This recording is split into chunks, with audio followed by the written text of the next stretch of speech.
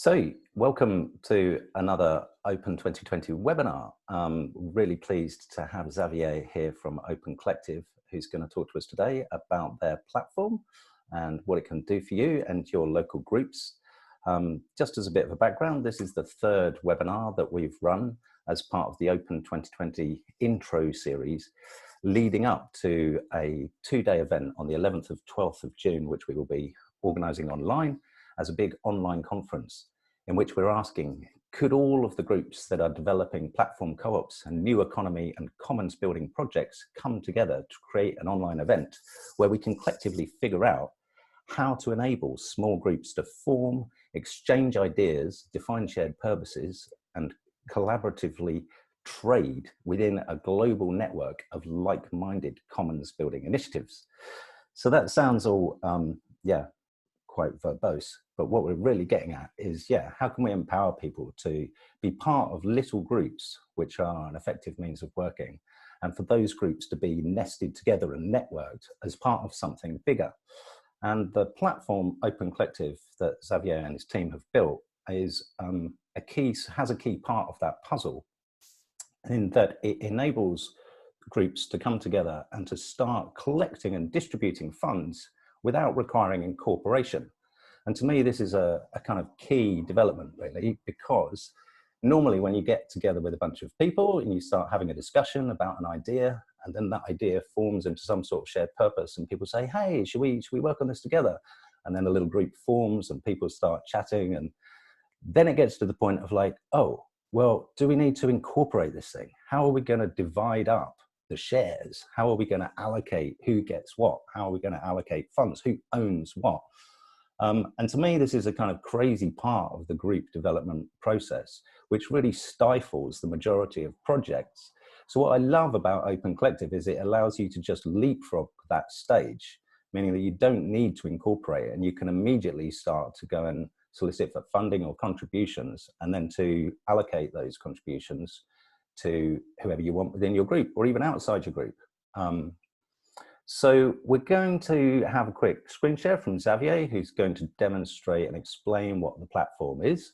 And then we shall hear from Amy as a bit of a case study. Amy is from the Social Change Agency, and the Social Change Agency have been using Open Collective since the COVID-19 breakout to organize some mutual aid groups. So we'll hear about that, and then we'll move into a general discussion. I think because we're quite a nice small group, everybody would get the chance to ask questions, and then we shall split into some breakout rooms and have some more specific discussions. So there's a link in the chat there to the Google Doc where we can record notes, but there's also some ideas in there for things that we might discuss in the breakout rooms. So if you've got other questions that you want to discuss that you think would be good for a breakout room, then feel free to whack your ideas in there. We will record this and we will post it on the blog tomorrow. So yeah, just be aware of that. So without further ado, I shall hand you over to Xavier, and we should get a quick intro to Open Collective. Thank you, Oliver. Hi, everyone. Really great meeting you all. Can you hear me okay? Yeah, amazing. All right, so I'm gonna share my screen to kind of walk you through what Open Collective is. I mean, Oliver already made a great intro. The way it started really is because I experienced firsthand the fact that the internet has made it so much easier for our generation to find each other, connect, and then do projects together. But then once there is money involved, you realize that we are still in many ways stuck in the 20th century. Because once you want to collect money and spend money, as Oliver was saying, then you need to incorporate, right? Create a nonprofit or an LLC or whatnot. And there is plenty of questions, like you need a president. But there is no president at that stage yet, right? There is no president on the internet for a community, really. It's the wrong format, right? And so I actually experienced that myself, doing a project, a movement with other people in Belgium a couple of years ago. And then it was a very frustrating experience because there were many people who wanted to support us and give us money so that we could take the project further along. but then we couldn't accept the money because we didn't know where to put it. Nobody wanted to put that in their personal bank account, right? And we didn't want to go through the pain of setting up a legal entity, right? And so the idea of Open Collective is to basically apply what we've learned on the internet. I don't know if you remember back in the 90s, if you wanted to have your own blog, your own website, you had to be a geek like me, right? You needed to know how to set up your own web server. And then realize that, wait a second, if I know how to do that, then maybe I can, set up a server, but I can host not only my website, but also your website, and your website, so that you can focus on sharing with the world your knowledge without having to worry about the technicalities, right? And so we basically do the exact same thing with legal entities. We say like, look, if there is a citizen initiative in London that wants to do something, and then another one, a different borough of London or elsewhere in the UK, well, actually it's the same jurisdiction. There is no point in having every single community, every single project go through the same pain. We can create one server, one legal entity, and then share it, right? And so that's exactly the essence of Open Collective. So let me share my screen so that you can actually see what it looks like. Here we go. So Xavier, tell us briefly how long Open Collective has been running and who's involved. Yeah, so it's been running for 5 years now, pretty much. Yeah, a small team. My co-founder is Pia Mancini, also been involved with Democracy Earth. So we're a bunch of people also who really believe in bringing to the world like a new operating system, right? On top of which groups, new institutions, new economic and social units can emerge, right? Really with the value of open source communities. We've seen with the internet that if you remove the barrier of entry for people to contribute, more people contribute, right? And we see one of the big problems in the world that we see today is that we live in a world of mostly a lot of passive consumers, right? That needs to be activated to become active contributors to society so that they can have a fulfilling job, a fulfilling contribution to their community. But to do that, we cannot ask them to go through a ton of paperwork before they can even get started, right? And we also see at the same time, actually, in many ways, a renaissance of citizenship, of citizens, right, who want to be active. And then we see those citizen initiatives happening here and there. And Ami is going to talk in a minute about what's happening with COVID-19. And it's been crazy and amazing to see citizens, bonding together and trying to help each other. But the problem is that if they cannot make those citizen initiatives sustainable, after a month or 2 or 3 at best, like it just, shut down because it's just too hard, right? And so we need, like we did on the internet, year after year, we need to reduce the friction for people to not only to get started and to maintain those new forms of human organizations. And so that's really kind of the big vision that we have with Open Collective. And so here is a good example of how we started, really. It started with the open source community because this is a bunch of people across the world working together on projects, right? And they're from different countries. And so they love coding, they love building software and share it with the world. The last thing they want to do is doing accounting, right? And setting up a legal entity. And so here we see that there is already, so there's this nonprofit that we created in the United States, and that is hosting 1,900 collectives, right? So it's 1,900 virtual entities, so to speak, hosted on the same server. And so each of them have their own collective, their own page. We can see that just some examples of them. And so I can look, for example, on this one, Babel, you can see that they have 900 contributors. So everyone have their own URL to their own website, really, on Open Collective that they can share, where people can become backers, make a donation, become a recurring donor by being a backer, or even becoming a sponsor. And then you can see the top contributions. You can see that here, for example, Airbnb gave them like almost $60,000. And then you can see in full transparency the bank account, right? So you can see they have that much money in their bank right now. This is the annual budget. And then you can even look at all the different expenses, and then all the individuals and companies and organizations that are basically behind who've been financing this community, right? And so what's interesting here is that all of the people who are the core contributors to this project, they can actually now make a living working for the community, right? So it opens new doors.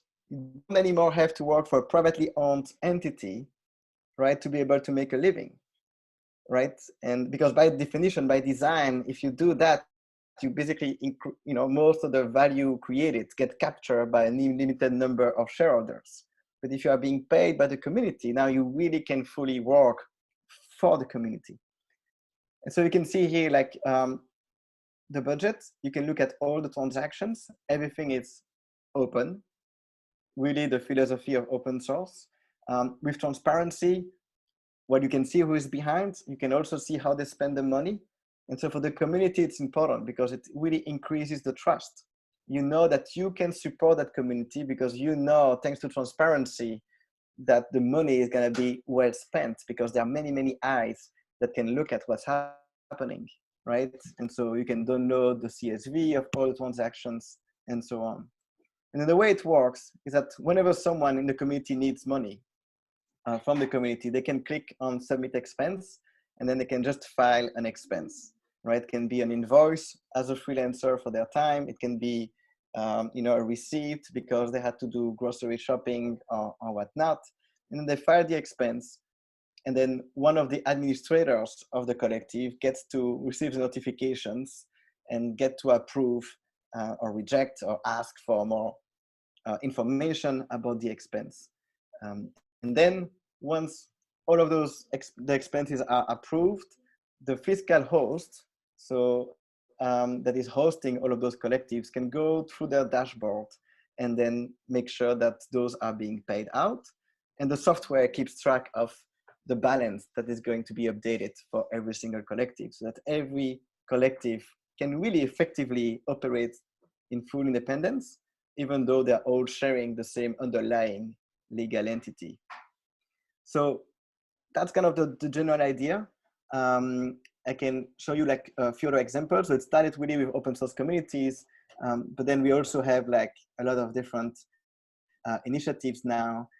There is this All for Climate, for example, host that we created in Brussels that is hosting now 61 collectives. Same thing, like the local group of Extension Rebellion or Fridays for Future, Youth for Climate, and so on. Like same thing, they don't want to create a legal entity, right? And so now there is one legal entity for All for Climate. And so each of them now can operate, XR Barcelona is there, Antwerp, different cities. So this is XR Belgium. And so same principles, they can have sub-collectives, per city, for example, or for legal or training and so on. And so each of those sub-collectives really effectively act like working groups, but they are fully independent. They have their own budget. And then you can have conversations. People can ask publicly questions and so on. And same thing, you see the budget, people can file expenses.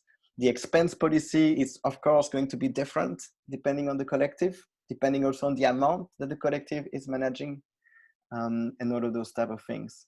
And then this other thing I can show you, meals of gratitude, like with the coronavirus, like we started this, actually it started in the US, which is the other interesting things about Open Collective is that because meals of gratitude, this one, it started in the US where they started collecting money to offer meals to frontline workers.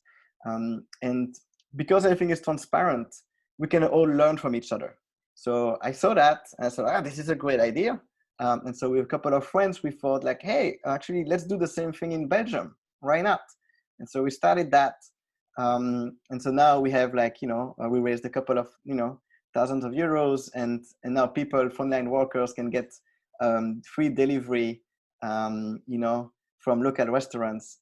And that's it. So from the idea to collecting the money, to spending the money, to be useful, right? It only took a few hours. It's really nice. Because there's no, there's no friction to enable to give, it's all about giving citizens the tools they need to make things happen that are necessary in our society. I hadn't actually realized that you were kind of proposing that Open Collective might act as somebody's website as well. Like, obviously, most projects or organizations, one of the first things they do when they get set up is to boot up their own website, even if it's a free or open source website. But you're kind of saying in many ways that people can use this as their website too before they even get set up, because they can have an about page and they can publish updates, right? Exactly, that's a goal, and a place where people can go ask questions.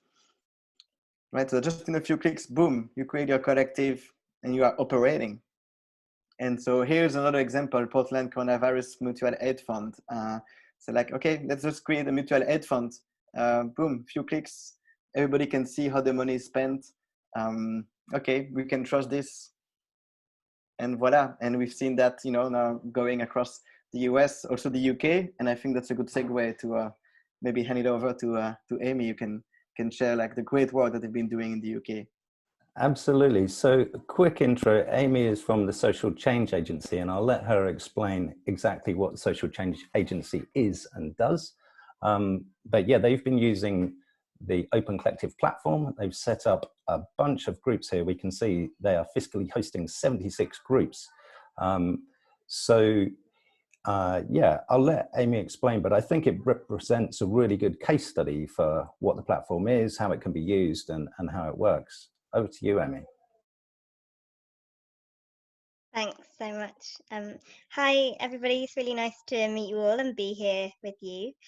I'll just share a little bit about what we do and then why we decided to use Open Collective as a platform to support the groups in the UK.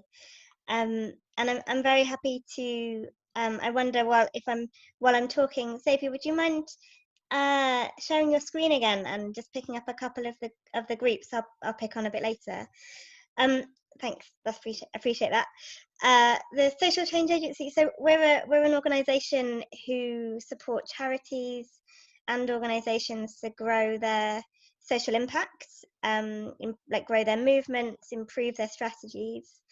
And part of this work is really supporting campaigners and unconstituted groups to work through the process of becoming an organisation, a charity, or whatever else they decide to do. So there's a lot in that. There's a lot of governance structures that need to be put in place, finance structures that need to be put in place, decision-making structures. And through that work, one of our clients, Parents for the Future, was using Open Collective. We are their sort of fiscal host, and I'll explain a little bit about that in a minute. But they were using it, and that's how we sort of came across the platform. That's where we were introduced to it.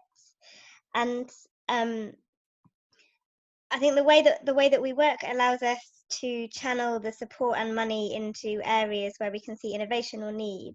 So at the very beginning of the pandemic, we could see the real value that a platform like Open Collective could bring.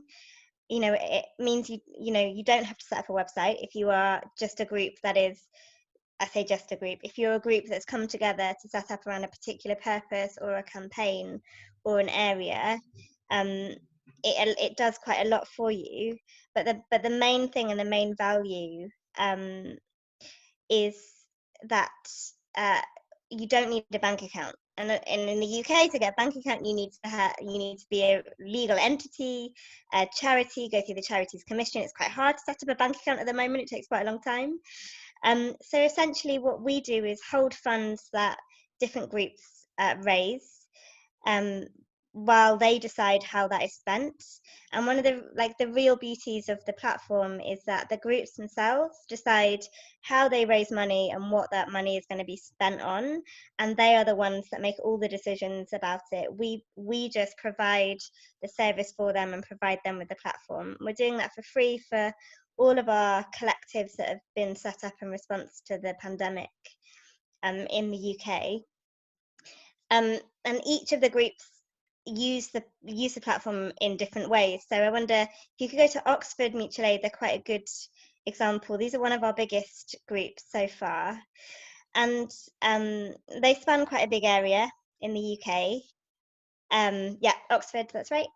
And they've sort of changed their groups, so they've got a number of ways that you can support them, but all of like everything that they've spent and everything they've done is on this platform, and it's all really transparent, which means that the people that have been able to donate in a way that lots of other organizations don't. So they've managed to get some money from statutory bodies into this platform to say, you know what, we can send you all of our accounts immediately because it's just on the platform and it's just there.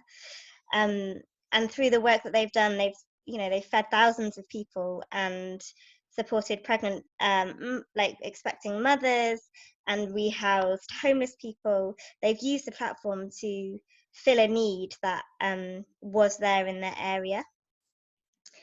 I wonder if you could go into Walthamstow. There's another group that are using the platform a little bit differently, and they're thinking about how much they raise money, and like putting a target around what how much they're. Yeah, Orpington are a good one too. That's a good one.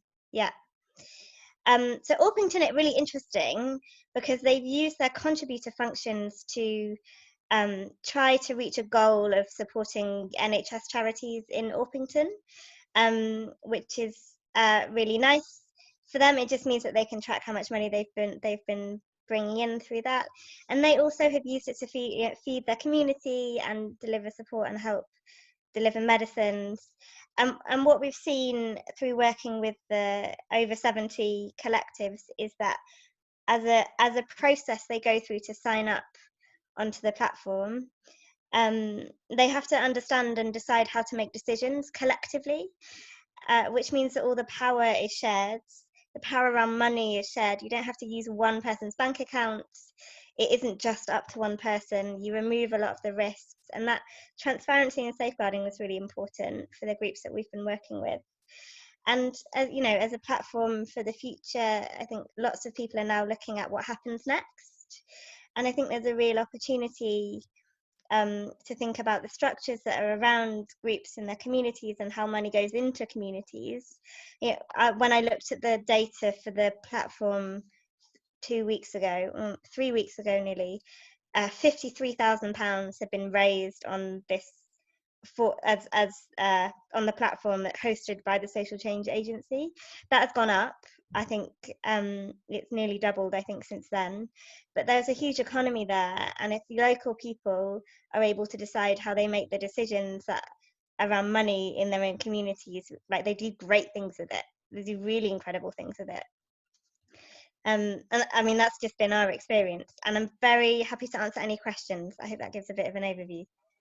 That's a great overview. Thanks, Amy. It's really impressive. I mean, so you're saying that there's been over £100,000 donated to the Social Change Agency's projects within the last 3 months? Yeah, just about, yeah. And what can we learn from that? Like, where have those donations come from? Like, how have you been promoting these groups? Are they self-promoted, or is the Social Change Agency doing stuff too? The beauty of the way that it's been working is it's really word of mouth. So groups have been talking to each other about the platform and how it works, and saying, oh, you know what, we're using this. It works for us. It removes a lot of the administration that we're having. It's really transparent. It removes a lot of the safeguarding issues that we think we've got. And then the money coming into the platform overwhelmingly is from communities. So people within their community are giving to their page of the platform, and that money is going back into their community and their local economy. That's brilliant. We saw that Xavier scrolled past a bunch of receipts that people had like literally just taken photos of and uploaded them. Yeah. Which presumably is for food and work in their local communities. Yeah, I mean, the way that groups use it, each one uses it quite differently, but I could go and buy some shopping for someone in Oxford, and I would take a photo of my receipt, upload it onto the platform, and the team that are administering the Oxford group, it would be up to them to approve or reject my receipt and my expense, depending on what they were expecting or not expecting. And it's as easy as that as a person that's putting an expense in. So that leads in neatly to some questions about governance. Obviously, governance within groups becomes, a thorny issue, which is where things, sometimes get interesting. You mentioned there, it's made them think about their governance, and obviously, the admin team have to approve those receipts. Have you learned anything there about how that can be handled to avoid any complications? Sure. We go through a process with every group that signs up. So we call it an onboarding process. And part of that is finding out about their group and how they make decisions already. And actually, most of the groups that we've been working with have quite a collective decision-making brain already. They're already saying, oh, I don't want to own this space. I want there to be a team of people that are running this with me. But in any case, we do have a few safeguards that we ask groups to put in place. So in order to be hosted on our page of Open Collective, you need to have at least 3 administrators that are signed up and on the platform. It just means that if one person gets ill or steps back, you have 2 others. And the conversations that we have with groups are very much around, how are you going to hand this over? We've got some groups that when they write and they decide on how they're going to spend their money, they put some rules in around how long you can be an administrator on the platform. It's very much around sharing that decision making and power, and they've decided as a group what the money is going to be spent on, so all of the administrators know and are clear and understand. And there's a clear way then to shift that responsibility to someone else if it's needed. Brilliant. Yeah, it makes me wonder about governance of groups in a sort of larger perspective, which is maybe a question for Xavier. I wonder if you've thought about including any sort of wider tools for governing groups, because obviously, we saw the example of Babel there, who had a huge amount of funds that have run through the platform. And I wonder, if and how you're trying to help with governance and those types of decision making. Governance, it's first, there is no one size fits all. There is no silver bullet, because it's not going to be the same if you manage a community that often meets together in real life, right?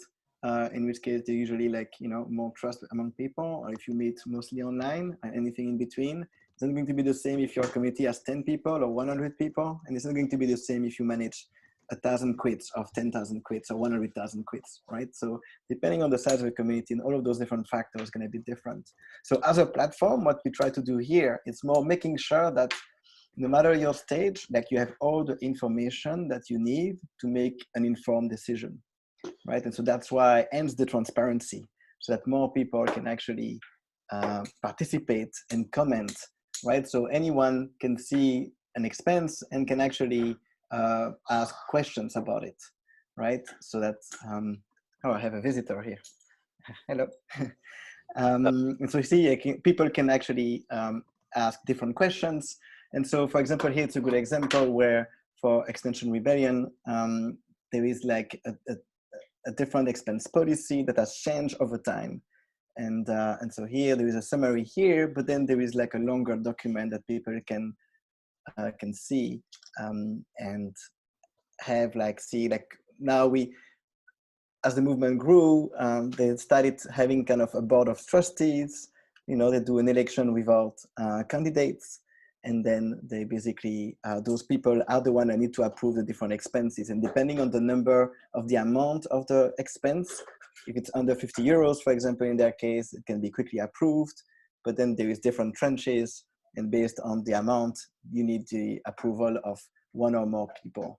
And because on the platform, all the comments are public, then people can see okay, it has been approved, the community is okay with it, right? Which is something that is very important. That sounds great. Yeah, it makes loads of sense. Really the transparency is key to this, right? But I'm wondering if, is there a sort of requirement, like Amy was mentioning, to have a certain number of admins for any particular group, and are there any examples of where things have needed somebody from the platform to step in? I'm just wondering if yeah, it's more on the level of the fiscal host, because whenever you create a collective, you need to have a fiscal host, right? Which could be yourself. You could technically be the fiscal host if you wanted to as a start, right? But if you want to host more than one collective, you might want to have a proper legal entity to do that. But then it's basically whenever you create a collective that you're gonna have to apply to that fiscal host, and the fiscal host, like Amy was saying, may have their own rules to avoid any issues, right? But at the platform, from the technical standpoint, the platform doesn't enforce any of those things. Got it. Right. Okay. So let's just be super clear about a fiscal host, because it's not necessarily a term that everyone will recognize. So yeah, can you just define for us exactly what a fiscal host is? So a fiscal host is basically a legal entity that is hosting those different projects, those different collectives. Right. Okay, so effectively, they're properly incorporated, and they're probably going to have a exactly. bank account. Exactly. Right. So they are the interface between, in many ways, I like to say, the 20th century bureaucracy and the 21st century, fluid way to quickly create a project, a collective, and get up and running. Exactly like the examples of web servers, right? They are the web server that once you have set up a web server, you can actually spin up a lot of different blogs with just a few clicks, because you don't need to repeat the process of creating the actual server. And so same here. Once you have the social change agency, they've already set up with everything in place, a bank account and all of that. So you can quickly now in a few clicks create a new virtual entity. I got it. And I saw, interestingly there, sorry, Amy, I'll give you in a second, just that you'd set your fees for being a fiscal host to 0%, which seems very nice of you. Because I imagine that there may be fees that the social change agency gets hit with by actually accepting funds into your bank account or distributing them. Yes. We committed at the beginning of the pandemic to offer the platform free for all of the groups that have been set up in response to it.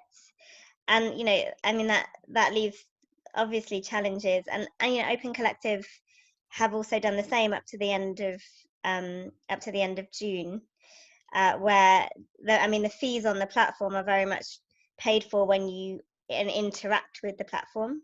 So if you make a donation, normally there's a 5% fee from Open Collective, and then if you're donating in one of the ways it's available by using your card, there's a Stripe fee, which is a normal administrative fee. If you're using PayPal, there are additional fees to that. I think we're committed to keeping it free, and our funding comes from elsewhere to do this work.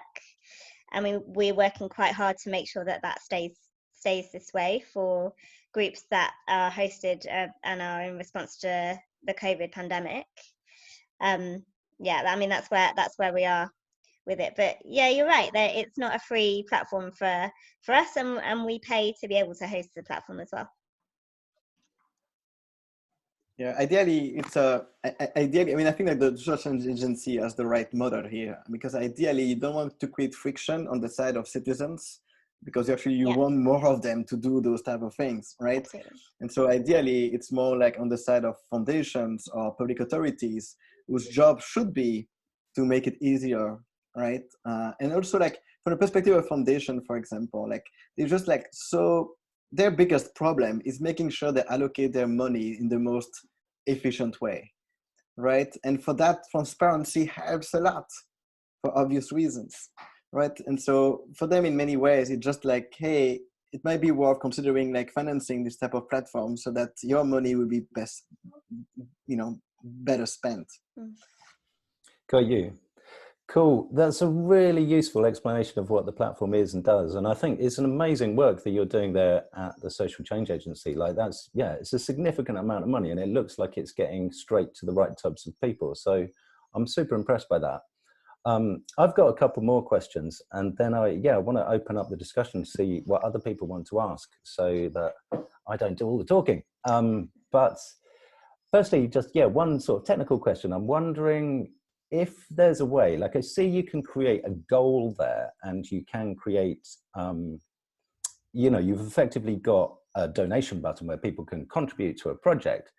Is there a simple way, if you've already got a website, of embedding those sort of like a PayPal button idea, the donate buttons, onto your existing website? Definitely a tricky question. Yeah, totally. You can do that. You know, I don't know if many of you know the platform GitHub, but in many ways, so it's a platform for all of those open source communities.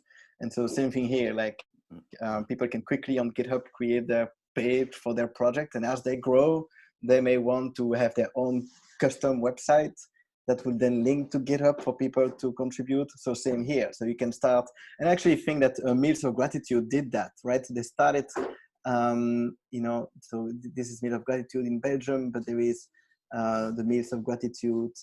I think now actually they started just creating their open collective because it was the easiest to get up and running, but now they developed actually their own website, their own domain on mealsofgratitude.org. And so Okay.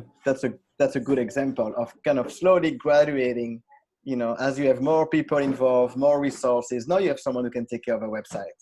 Okay, and then you can do that, and then you can link, you can, you know, donors, and you can, then they link to, you know, they put that on the website. Yeah.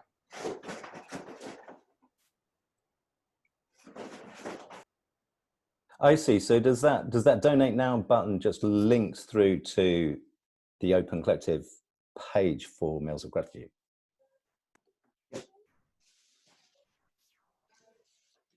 Is that right? Yeah, so donate now here, it's basically, it goes to their page on Open Collective, basically. Got it. Okay, cool. So yeah, if nobody else has questions immediately about the sort of functionality of the platform and using the platform, Philippa, is that a question? Go for it. Well, actually, I have a number of questions, and I apologize from the start if some of these questions are going to be a bit silly. It's kind of like, you know, probably the second time that I'm looking at the Open Collective website, so sorry. You're quite quiet. If you could speak up, or I don't know, be nearer the microphone. That's okay. Can you hear me now? Okay.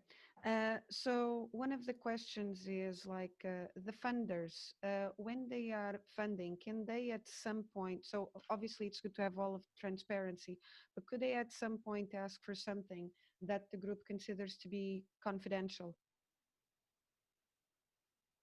So for example, imagine that the group is developing like a piece of technology, you know, but they are kind of, you know, design stage, you know, and, you know, they want to, I don't know, create a patent on something. Could the funders ask to see this, and then the group considers, well, listen, that's actually confidential. I mean, we can show you like the end product, but not how it's being made. I mean, technically, I guess they could. It's up to each collective to define like different, like you know, tiers or rewards, right? So I guess they could. That's really up to each collective. But that's not the spirit, really. But I mean, it's you know, I mean, I don't know. Like you could imagine. Like you've seen on crowdfunding websites, where if you donate that much, you can have a dinner with some of the people in the collective. Why not? Actually, that's not a bad idea, right? Like for example, I know there is like a collective of facilitators, you know, and so you can, hey, you can hire one person of the community. Actually, I think actually that's a good question, because I believe that this could be like a new economic unit, right? Where, let's say that you're looking for a facilitator to facilitate a Zoom meeting, for example, right? Instead of going straight to one person that may not be available for the time that you need that person, right? Or going to a company, you may go to a collective of facilitators, because the role of the collective in many ways is to kind of vet the people and make sure they have proper, you know, training, right? And then you basically hire the person through the collective. There is probably a commission for the collective because, you know, it makes sense. And then for you, like, you know that by hiring that person, you're not only hiring that person, but you also know that this person is supported by a community. That person will be able to ask questions to many other facilitators who are going to be able to help, right? And so in many ways, like as we've seen more and more people going independent, they also in many ways lack this sense of community, and they want to create new groups of other like-minded independents so they can help each other. And so creating together a collective of designers, a collective of facilitators, a collective of developers, like you name it, right, could be an answer to that. And so in that regard, yes, you could have like a for-profit company that could hire, so to speak, the collective, and the collective provides one person that's gonna fulfill the job, and then make sure that there is a commission that will be used to nurture, continue developing the community. Go on, Philippa. You don't look convinced. No, it's not. No, I'm absolutely convinced with, you know, the context that Dan, sorry, I'm not saying your name correctly. Xavier was saying. Let me put up an example, and it's not like something that I'm involved with at the moment. It's something, you know, like just a weird example. Imagine there's a group of engineers, like, you know, like people like Engineers Without Borders, you know, that want to like develop a piece of equipment, you know, that they want to actually like share or like spread out, you know, like, and they don't want it to be captured by a private company who will then, you know, like at the midterm of the development of this piece of equipment, patent it, and then actually block the opportunity to share this equipment to communities that cannot afford it, right? Now, is it possible for a company to support a group and ask for information that this group of, you know, potential, you know, like engineers say, listen, actually, no, we are not going to share that information here? That's, you know, yeah, maybe this is a good example where actually hosted by the Social Change Agency, which is a group of, you know, engineers who are doing 3D printing of masks, right, visors for frontline workers. So maybe I mean you can share more about that particular example. But what I would say to Philippa is that yeah, I mean technically like a sponsor could basically give a lot of money to that group. And that group can decide together, hey, actually, you know what, we want to offer companies the ability to hire any person in the group to help them because we developed some expertise, to hire us, some of us as consultants and share some information, right? And then maybe the group will say like, okay, we want to do that. And in that case, we'll say that 50% goes to the collective and 50% goes to the actual person doing the work, or 70-30, or whatever the collective decides, right? But otherwise, I think otherwise the question seems to be more linked to open source versus non-open source, but I think this is beyond kind of the collective. Ami, do you want to add something about that particular project? I think the people that have used it in a space of a product, or in this case of engineers, they've really used it because it allows them to do the financial side without becoming an organization, and like get those products out to the people that they really want to get it out to. I don't think I have anything more to add. It's very much been used like that, as opposed to sharing information about the product. Yeah, I mean, it makes me think that you know, you could have some serious intellectual property which you're not publishing here, but you could explain that that's what you're doing, or around the idea that what you're developing, without necessarily needing to reveal any intellectual property. So you could still raise funds for it in a kind of very open way, without actually necessarily making your idea copyable by somebody else, I guess. Sam, I guess you could, but I guess it's just like you know, like old ways of thinking with new technology don't often mix very well, and that feels like maybe territory of privately owned companies. Then if that's your goal, I would say create a privately owned company if you really want to keep the intellectual property to yourself. I think those collectives actually thrive when they share as much and as openly as possible, so that many people can come and contribute and want to help them, want them to be successful. And then they realize that actually, you know what, at the end of the day, nothing replaces experience. And so people who need that experience are gonna hire people who've been involved, who've been contributing to that collective. So I think like for a collective to be successful, it works much better if they share as much as possible. I like that. Xavier's very dedicated to the open philosophy, which chimes with me quite well. Sam's had his hand up sometime. You have a question, Sam? Yes, hello. I really appreciate the flexibility of Open Collective, and one use case is that some cooperatives use it to manage their like membership dues. And I guess I was wondering, like, is there any plans for development to like create an OAuth like workflow so you can just like click sign in with Open Collective and then that gives them like access to some website that they built?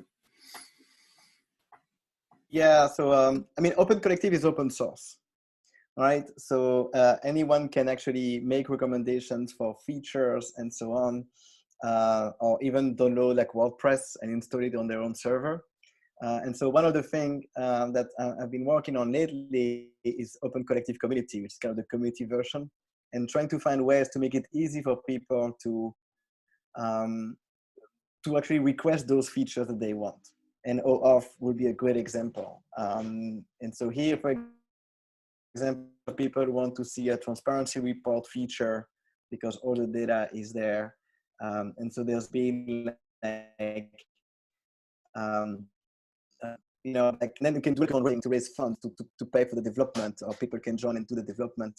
But see, like, you know, there's been some mock-ups to be able to, hey, wouldn't it be cool to have this transparency report automatically generated for every collective where you can see month over month how they spend their money across different categories, and then you could download the PDF of that, right? That would be cool. So if the committee wants it, then they can join and you know, and help fundraise for that, or find a funder, right? So as a funder, if you want to support a group, and well, this could be a way to support those groups, is, hey, give them the tools they need to be able to thrive. This is awesome. And we definitely want to hear more about this. What I think what you're calling like the .org version of Open Collective, yep, which is, yeah, the open source version, which any organization would be able to host themselves. Like, to me, this is a kind of key part of Open Collective, and specifically why I wanted to invite Xavier on here to explain all about what the platform is, because in many ways, this opens up the possibilities of Open Collective massively. Like, and it makes the question that Sam raised, like, yeah, which is very specific to, yeah, this kind of addresses that directly. Basically, if you wanted to see an additional feature for Open Collective, it becomes like WordPress, for example. It's something that you could design a plugin for and just go and bolt on, which then, hey, if it gets used by other groups, might then get incorporated back into opencollective.com. That is something I'm very keen to discuss in one of the breakout rooms, and we'll have to break out soon if we're going to have enough time to have meaningful conversations. So we're going to have a couple more questions first, because I see that Jennifer and Robert have both got their hands up. But I just wanted to encourage you all to look into the Google Doc, which Simon has given a link to in the chat there. And there's some questions and ideas for breakout rooms. So the idea here is that you can kind of choose which breakout room that you will enter, and which topic you would like to discuss. And in order to make sure that you go into the right room, we would like to invite you to rename yourself and stick the number of the room that you would like to be in at the beginning of your name. So I would probably be number 1, Oliver, for example, and then that gives it a nice, easy way for whoever's allocated to the room, which I think will be Simon, to allocate people into the correct rooms. So if you want to have a think about that while we're just hearing from Jennifer and Robert, that would be really good if you could all rename yourselves with the appropriate numbers. You can put the number at the end. It's okay. I'll still see it. as long as there's one number with your name, that's absolutely fine. Cool. So yeah, over to Jennifer, if we can, to hear another question. Hi. I don't know, I think this has already been answered, but I just want to make sure. You don't have to be a nonprofit to be a fiscal host, is that correct? And the other question I have is what it makes me think of, the specific thing it makes me think of that could be used for is there is a problem here. I'm in the United States. One of the biggest problem is that there are no more like local newspapers, and journalists are losing their jobs. So could communities say, we want to pay for a journalist to cover my community? Yes and yes. Well, that was easy. Cool. So we don't have to be non-profit. Dead easy. Robert, do you have a question? Yeah, it also sort of relates to the fiscal hosting facet. I was curious in how you described how quick and easy it is to sort of make up entities and sub-entities and things. Is it also as easy to say switch for whatever reason your fiscal host, or does that take a little, is there a little more sort of friction or there? Yeah. Yeah, you can switch fiscal host. You are never going to be locked down to one in particular. So it might be a good idea, for example, to start with, if you cannot find a fiscal host with your own bank account, personal bank account, because it's transparent, it might be good enough, but then switch to another one. The only friction point is that you need to zero the balance of the collective before you change the fiscal host. And so the workaround would be to donate the balance to the fiscal host, which could then redonate back once your collective has been moved to the new fiscal host. So that's something actually that I have done, and it was a pretty seamless process because one of the groups that the Open Co-op is now fiscally hosting was with Platform 6 as their fiscal host. And yeah, we just put through a request, they transferred the funds over and we became the new fiscal host. So yeah, pretty simple, pretty painless process. Slightly worried that my explanation about how to get into the correct breakout room wasn't necessarily very obvious, because I see that a bunch of people. Don't worry, Oliver. If people aren't in a breakout room, I will assign people to the breakout rooms, and people that haven't been assigned can just stay in this room and then talk about, and then I can put them in sort of one by one, no problem. I think, yeah, just to make it really clear, the idea is that, yeah, you have a look in the Google Doc, find which question you would like to discuss, and then rename yourself in the Zoom. So to do that, you find yourself on the top right, click more, that little down arrow, and then there's a button there that says rename, and you can just type a number at the beginning or end of your name. So I hope that's clear. Yeah, just before we split out, just wanted to ask one more question of Xavier about the organization itself. Is Open Collective a co-op? How is it governed? Where is it based? And things like that. So no, I started Open Collective as a classic Delaware startup because that's what I knew to do. I was living in the US back then. But we also now have a network of nonprofit organizations. So we have Open Collective CIC in the UK, nonprofit in Brussels as well, Open Collective Europe, also 501c3 for the Open Collective Foundation in the US, and the C6 for hosting open source projects. So it's kind of a hybrid animal between, you know, the classic vehicle of a for-profit company that is easier to use to raise funds, and then the nonprofit entities. So that is easier to be a fiscal host, but you don't have to be. That was the question from I forgot her name. Sorry, but no, you don't have to be a nonprofit to be a fiscal host. Okay, cool, got that. And yeah, just quickly before we, in fact, maybe we start kicking off the breakout room, Simon, just so that we can make sure people get into the right groups. Because it's almost 4 o'clock. We'll have kind of 15, 20 minutes chat in the breakout rooms, and then we come back together to see if there's any sort of conclusion and summing up, more ideas that people want to share. But I'm really loving this idea about the .org, the open source version of Open Collective. And I'm wondering, Xavier, if you could just maybe explain a little bit about the roadmap there and about how you're hoping to achieve like what is effectively quite an ambitious goal, but also just a really exciting idea, really, because like, yeah, I would like to think that you will grow a large community of people who are going to start contributing to this, in order that, yeah, we can make groups seen. So yeah, if you could explain like how people will get involved if they want to get involved, and what sort of things you're hoping to do first. Yeah, I mean, basically the idea is simple. It's the realization that actually we urgently, and I think this crisis of COVID-19 like shows it once again, and also climate emergency and so on, we urgently need a new generation of, you know, human organizations, right? That's gonna put the well-being of our communities first before profit.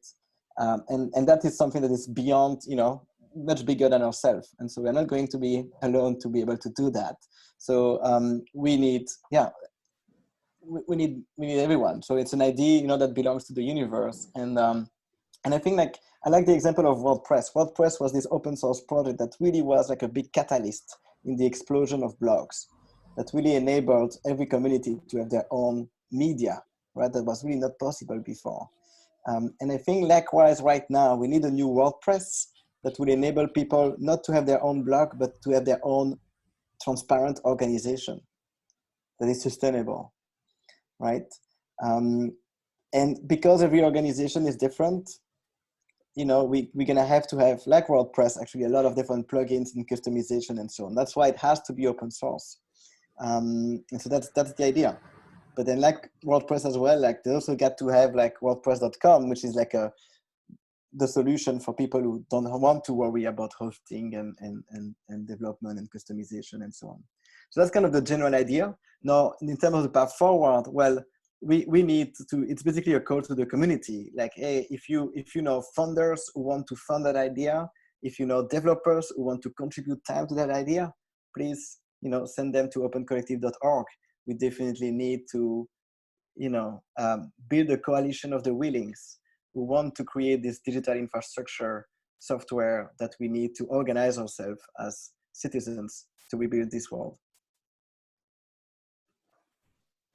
Sounds awesome. Thanks to Robert for rescuing the questions there out of the document that somebody deleted. Super cool Google skills. Simon, I think we're probably ready to split into our breakout rooms. Are you good to go?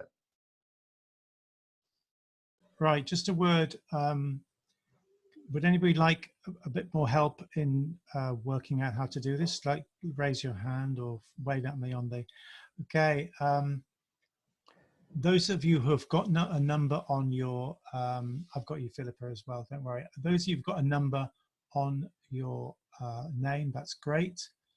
If you want to just put a number in the chat, you can do that as well. I'll rescue you from that. At the moment, we've got plenty in breakout room 1. Just got 2 in breakout room 2, 1 in breakout room 3, 2 in breakout room 4. I think we'll delete 5. Nobody was interested in that, so I'm just doing delete that. So any more people? I think I'll just start the way we go, and then the people that haven't got, that aren't allocated, we can just take it the order. One more look through, and 3. Okay, right, I've got 2 more for 3. I'll put those on 3, and then I'll open them up, and then, yeah, that's great. Okay, perfect. And then we'll ask the other people. Okay, opening the rooms. So as usual, probably everybody knows how to do this now. You've been on so many Zoom calls.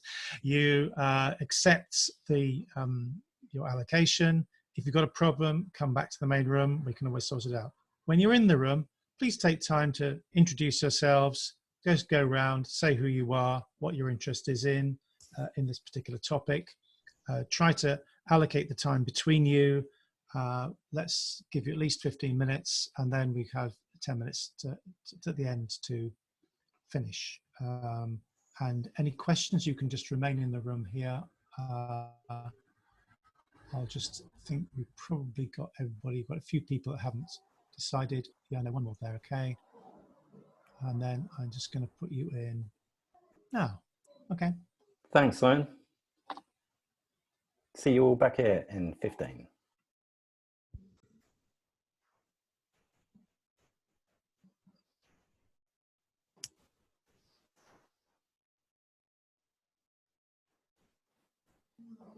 Hello, everyone in Breakout Room 1. This is exciting. The technology actually works. So, yes, maybe we just have a quick go round so everybody can just say who they are, as Simon suggested, and yeah, what our interest is in this particular topic, which was, yeah, how can the .org open source version of Open Collective support the acceleration of networked groups? So, yeah, I'm Ollie, and I think, yeah, that's my intro. It's probably enough. Over to you, Laura. I'm just going to throw it back at you, Ollie, because I think this was your original posed question. Could you tell us what your conception of networked organizations is so we can understand what you're thinking of there? Yeah, very good. Thank you. So basically, yeah, the idea here, what I'm sort of trying to get at with the idea of networked groups is that, and Xavier sort of alluded to it here, is that he mentioned the meals example. And basically the fact that he noticed that this organization was working in America, and then they basically replicated it. So, but what I'm getting at is something a little bit beyond that. So obviously that concept is borrowed quite heavily from GitHub, like the idea of forking a project becomes another project, which, you know, can then branch off and do its own thing.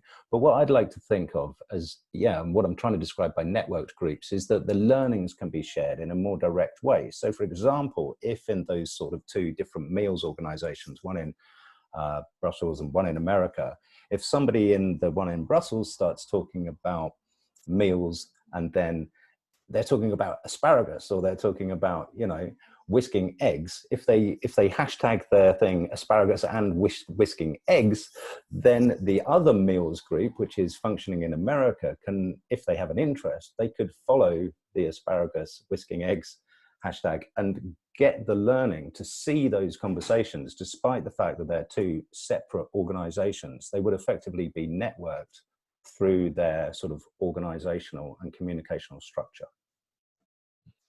Great, thank you. That's very exciting. Anyway, I'm Laura. I'm interested in this question. I don't have a particular project to bring, although I am at the moment. One of the things I'm doing is helping with some of the local PPE response. And I'm part of a group, amongst others, called Helpful Engineering, which actually has one or more open collectives at this time, which has sort of sprung up due to some sort of self-organizing center. And I believe that we have different ones for different countries. So the UK Helpful Engineering is sponsored by the Social Change Agency, and the US one, I don't know who's sponsoring that or whether we managed to get a bank account up in time. I would say that we don't have anything like governance or knowledge sharing or anything like that at all, because it's a really huge disorganized community at this point with about 20,000 engineers in it. But yeah, it's interested in hearing everyone's different perspectives. I guess we're handing this round, so I might hand on to Mary.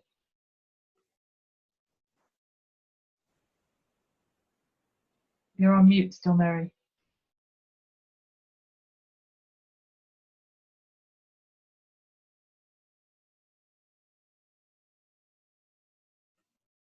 So just hit the mute button down at the bottom left of the window.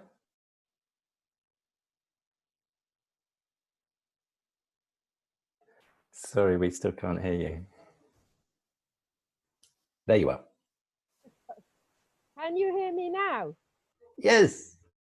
Yeah.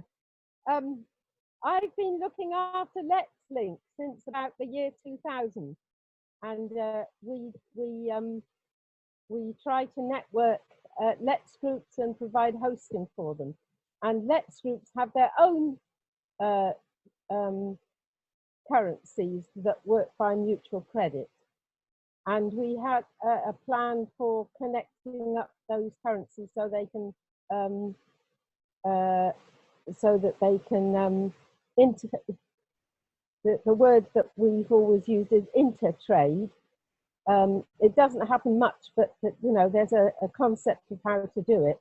But I understand that this idea is just about ordinary money, and it's very interesting.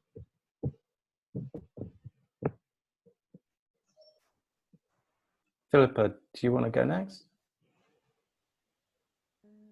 Hi everyone. Apologies for that extremely complicated question I asked earlier. I got my answer though. Anyway, I'm here because of a completely different type of project. I am part of a group together with here Candice and Owen, who's also here. We are trying to set up an open food network platform in Ireland and potentially in the Republic of Ireland as well. If for people who don't know how that works, basically it's a piece of technology that allows people who make food to be closer to people who want to buy food.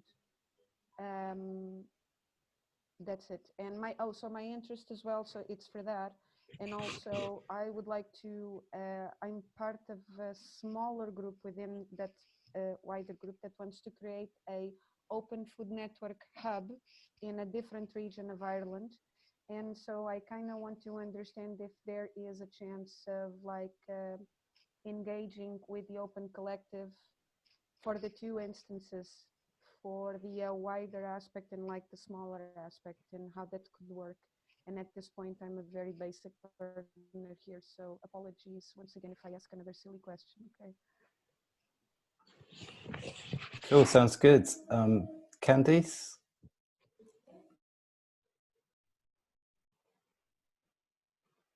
You're on mute still too.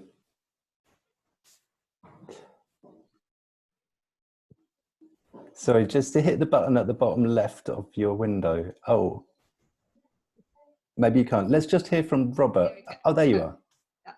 Sorry, I'm also on the OFN Ireland project, and we're just looking at using Open Collective as a financial platform. It's fantastic. And yeah, just looking forward to learning more. Excellent. And Robert? Hi, Robert, I guess joining you from somewhere near Toronto, Canada. I'd say I'm sort of been excited about open projects and sort of open source things. So I've been working on some open source software projects for a few years, and I have beginning to play with the Open Collective platform, though I'm still learning sort of what its different affordances and things are. Yeah, I'd say my core interest is how we might augment our capacity to sort of cope with our complex urgent problems. And yeah, I'll just stop there. Oh, that sounds awesome. I've asked if you're hi, are you there? Excellent. Do you want to speak? Hi. So I'm based in New Delhi in India, and I'm more interested in the platform cooperatives part of it.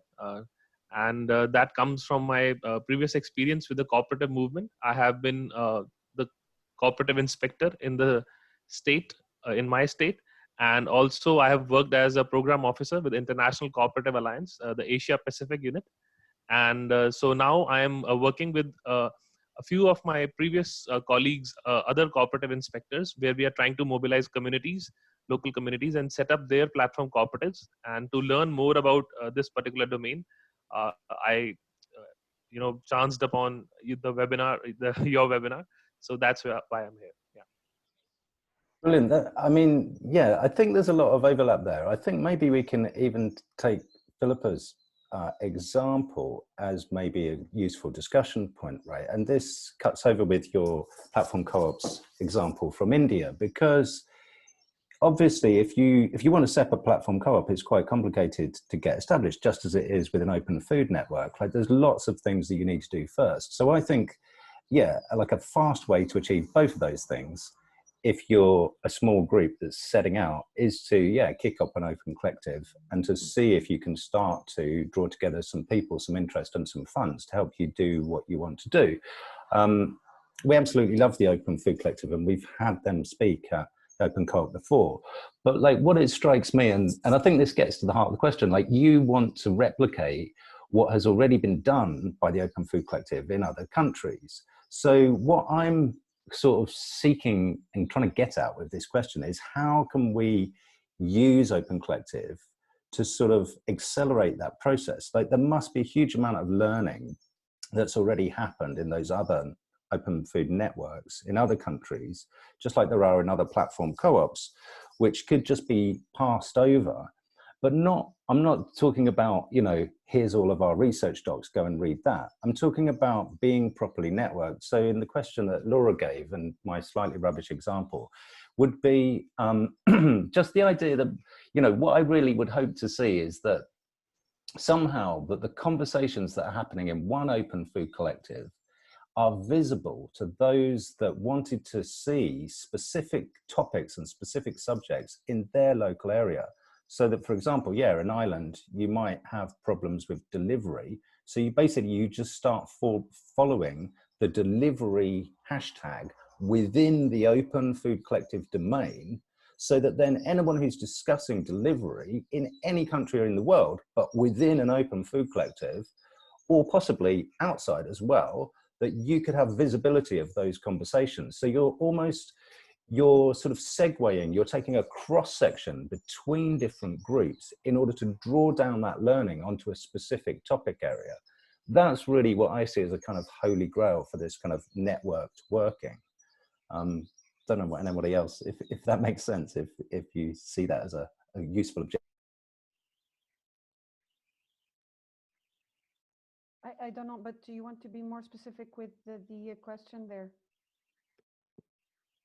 I'm just sort of, yeah, there's no question really. I'm just trying to, I'm suggesting that I think that would be a useful development. So for example, if we take the actual functionality of the Open Collective platform, where there's those discussion questions, so underneath the sort of about section, you can have discussion, you can pose a question. And we saw where Xavier demonstrated people had asked questions of some projects and then they'd been answered. If as a member of Open Collective, you kind of had a follow functionality where you could go and, yeah, stick in your hashtag, for my example, of delivery, then you could see updates from all the different open collectives that are dealing with delivery, and you might learn something. Just trying to, what I'm getting at is basically, yeah, the kind of cross-fertilization of ideas within groups and how we could, I think we could benefit massively from that if we can design some suitable technology to help us do so.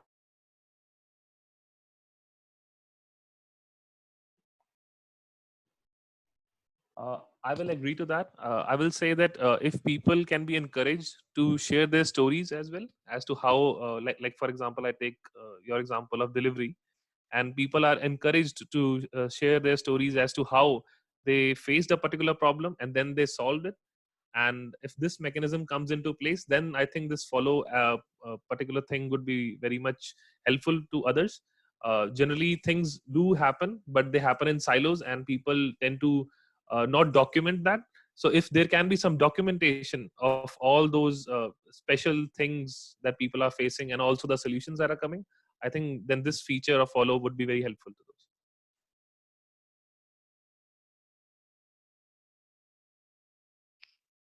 I would like to make a comment. During this period of the health crisis, I don't know if everybody's hearing me well. I've had to learn how to work with a number of different softwares that I never worked before, which, you know, shouldn't be a problem. You know, like I'm 36 years old, you know, like it should be okay. But, you know, like at some point, you know, like when you spend like, you know, a couple of minutes one day and then another couple of minutes, like in a particular platform discussing something, in our case, you know, like on Slack that I never used before, trying to see, you know, like how those conversations worked. And then, you know, like I would be used before to use like the Open Collective for example. And then at some point, the Open Collective would introduce a feature similar to the one that Slack has. It might, you know, instead of nurturing, you know, like conversations, etc., it might make something that was once simple, make it more complicated. So there is beauty, you know, like in simplicity, and then also like keeping some things, you know, like as they are for a given period. I know that like for people who are developers, you know, like adding new features is also, you know, super exciting. But for the people who are trying to use tools and then like different tools at a given time, you know, I don't know. I'm not saying I'm against what you're suggesting. I appreciate the idea, but I think there is a balance to keep there, you know. I hear you. Yeah, I think it's a really good example, especially the kind of platform proliferation problem is massive, right? Like, where is this conversation happening, and which technology do you have to learn to use it? But ideally, what I'm getting at would be an open protocol, right? So it's something that you can get involved with if you want, and if you don't want to, you don't have to use it. But if everybody tagged their conversations in the right way, it might not matter if you were using Slack or if you were on Open Collective or if you were having this conversation in Telegram or somewhere else. If there was a bridge between them all, which is what I'm describing as this open protocol, then if you did want to go and follow that delivery hashtag to benefit from the cross-fertilization of those ideas, at least there would be a way of doing that. Like, to me, I think that's one of the massive things that's missing in order to deliver on this sort of networked working idea. But no, I like your points. Well made. I think we don't have long. Does anyone else have comments, thoughts? Yeah, well, actually, to that last point, I was going to say I'm definitely resonating with you there. I think it also implies something similar to what Felipe said around sort of learning new competencies. So even if we're creating these new languages that let us articulate in a structured way, sort of precisely how we can share insights with each other, we still need the competencies to interpret all these new ways of working. Yeah. Yeah, it's yet another part of the puzzle. You're right. Just because the information is there, it doesn't mean it's going to get any easier. But I'd still rather have the information.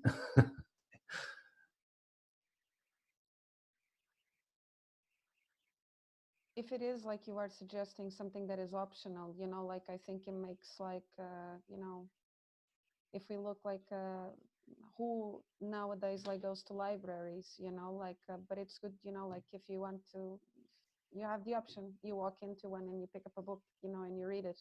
So, you know, it's better to have the option. Just, you know, like the weariness of like changing too much how people see something and learn to work with it, you know, that's, yeah. Yeah, no, I think it's key. I mean, and in the platform co-op world, like, we should be better at this because, yeah, platform co-ops have a lot of similarities. And so in Iviot's example, you know, there's probably tons that he and other platform co-ops could learn from existing platform co-ops, and finding a way to share that through networks working, I think would be really useful. I think there could be like special categories of governance already in place, and also networks of specific people with specific roles. Like, for example, a finance person of a particular platform co-op directly connected to the finance of another person. Yeah. So if networks could be made in that sense, I think that would be easier to share the particular information, more easily understandable by the same people because they are working in the same domain. I think that's bang on. I think we're going to get dragged back into the main room now, whether we like it or not. So I'll see you all there.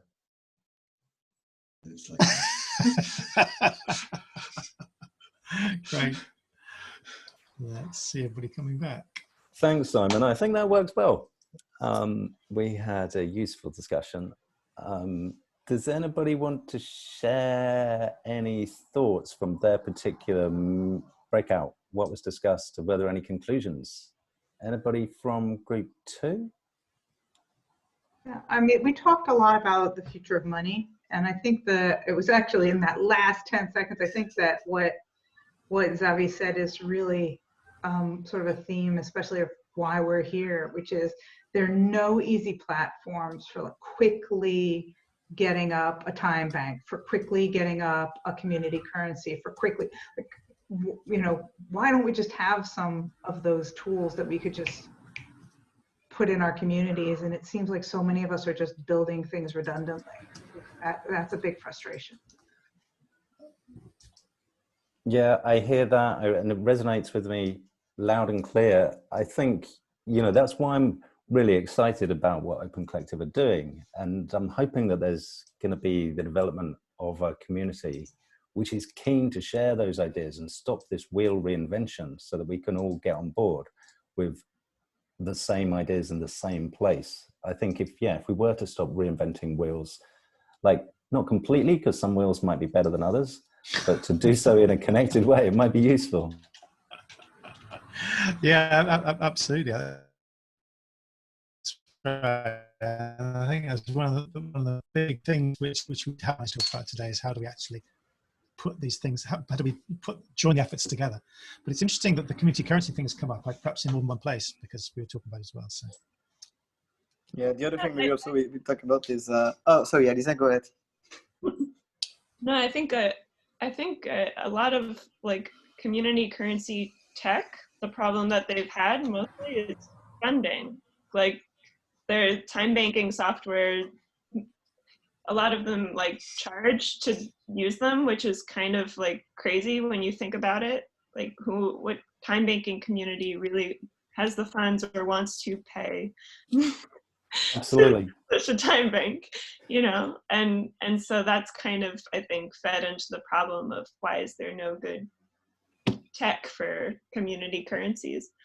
So I have to drop in there that at the Open Credit Network, we've been working on some mutual credit software, which is now released as open source. It's available for any group or anybody anywhere in the world to download, and they can use it to run their own mutual credit network. It works, it's free, and we're improving it with an API. So yeah, just visit opencredit.network. I should also plug Trust Lines, which is another mutual credit technology that I also work on. So let's link it back into the Open Collective chat then. So I mentioned this to Xavier before, but I wonder whether there is any interest in embedding other forms of currencies and payments within the Open Collective platform. Yes, please. Good answer. Good. But same again, like, and I was saying, like, we were talking about future currencies. And in a way, that's why I kind of left Open Collective to focus on opencollective.org, is because I want to move now beyond money, right? Because that's the core of the problem, right? And so as long as we're gonna continue using those currencies that we don't control, they're gonna continue to print more money to bail out airlines, right? And car manufacturers, like bailing out all of those things that are, you know, forcing us to go faster to the precipice, right, to the cliff. And so yeah. But for that we need a coalition of the willings who are gonna put the time, energy, money right now to kind of build that staircase to bring that future closer to the present and make sure that everyone can follow along. Michael, we need our money. We know what their money does. It's extractive, competitive, distorts, directs, it exploits. It's an instrument of colonization. Michael Hudson's description of the banking and financial industry as a parasite that has convinced us that it is the host. And we have to find a way beyond this dilemma, because we cannot find our way through that prison. We cannot fight the financial industry with its own system. We need our own money. Well, we have an API that I'd be very interested in exploring the capacity to introduce with Open Collective. I look forward to specific discussions on this. John Waters, you're there? Wave your hand. I think That's John. There's John. There's John.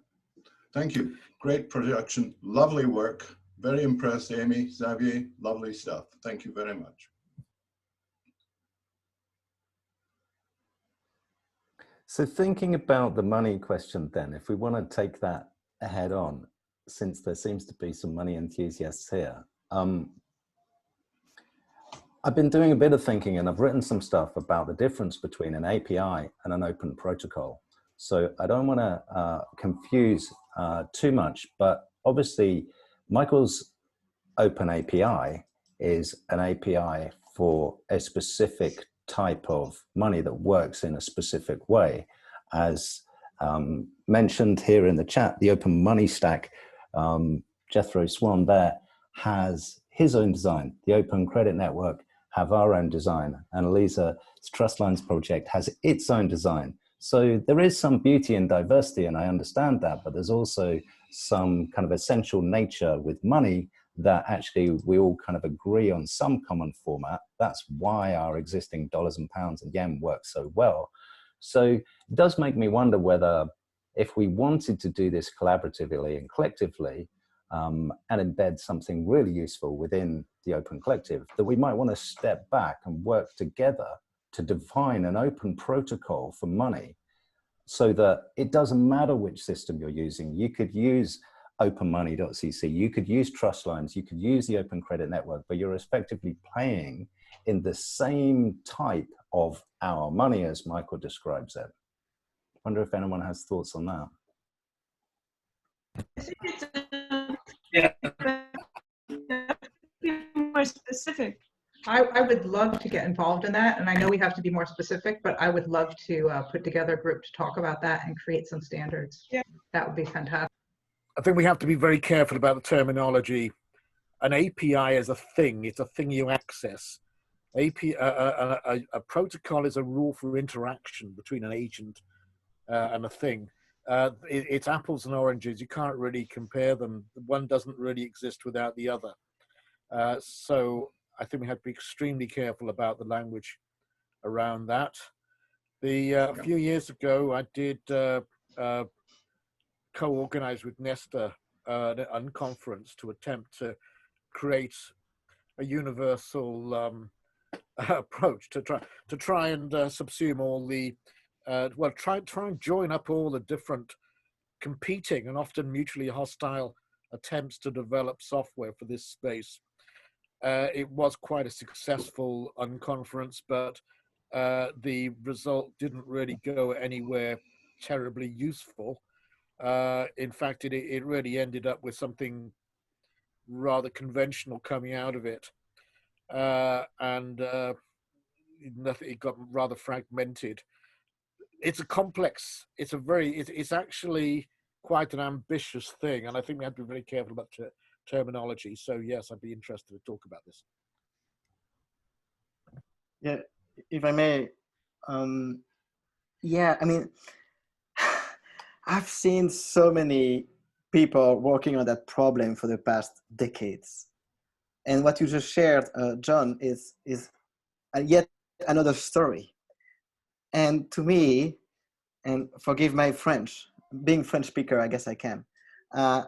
Like, this is intellectual, there's a lot of intellectual masturbation, right? Where we think of, oh, this would be great. And then boom, we do something that actually may be indeed really great, but we forgot to build a staircase to bring people along with us. And then boom, nobody uses it. Yep. And then rinse and repeat. Yep. And decades after, we still have no bloody way to create a local currency in a few clicks. Right? So I think like we need to start from the first principles, back to the basics. First, if we are unable to create a local currency for our own street and neighborhood, there is no way we're going to be able to be successful anywhere. Right? Actually, so first, we need to learn to. I'm just going to finish this, but basically saying like we need to learn to swim in a swimming pool before we can get into the ocean. So first, let's do the demonstration that, especially now with this pandemic, can we, like, each of us draw a really small perimeter around our house and convert like 10, 15 shops, and then start a mutual credit stuff, and then off we go. Just do it. Yes. Start and with then the we talk masturbation. about, and then exactly, and then we talk about bringing those together. But there is no point in talking about bringing those things together until one has made a demonstration that it works and it's been used. So would you check the link there? Would you check the link in the chat, please, Xavier? Yeah. And what you I will was see talking a about two-click. Excuse me, John. Let me complete this. Sorry, please. which one? There's been many links. Which one? The last Google Doc link. It brings up a piece called "Printing Money." No, it's not printing money. Sorry, Starting CC. It brings up Starting CC, and it provides you with 2 clicks to create a community currency. If you can create a TLA, If a TLA is in your capacity, you can create a currency for that TLA in a couple of clicks. And that has been the situation for some time. Also, we have a delivery vehicle. And that is another question, is how you fund this process, because without a funding process, it is truly just masturbation. It is fantasies in the virtual world.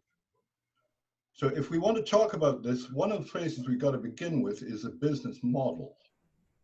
How do we make our money productive? Because if it is not productive, it is a crock. So I'm sorry to be so strenuous about this, but I just heard so many misrepresentations and mistruths, misunderstandings, no blame, just you have not been attending to what is really happening because you've been busy doing what you've been doing.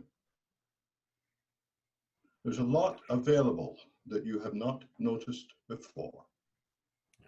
We're running over time now, but maybe, John, I know you wanted to say something, and if anyone else has got any closing thoughts, then we'll try and wrap up. Well, I just wanted to say that the unconference I was talking about was many years ago when I was thinking differently in the way a lot of people are still thinking, which was something which was effectively isomorphic to conventional legal tender. That is not, in my view, a good way to match resources to needs. There are much better ways. And the open money stack does something which you don't find in other software. It creates arbitrarily. People can create their own money. They can define it in any way they like. They can define the rules around it. They don't have to base somebody else's rules. So it is different. And available, coming to a theater near you. Philippa. I'm going to apologize, and I'm just going to say that like a lot of the conversation that happened here now just went like, whoa, really like over my head.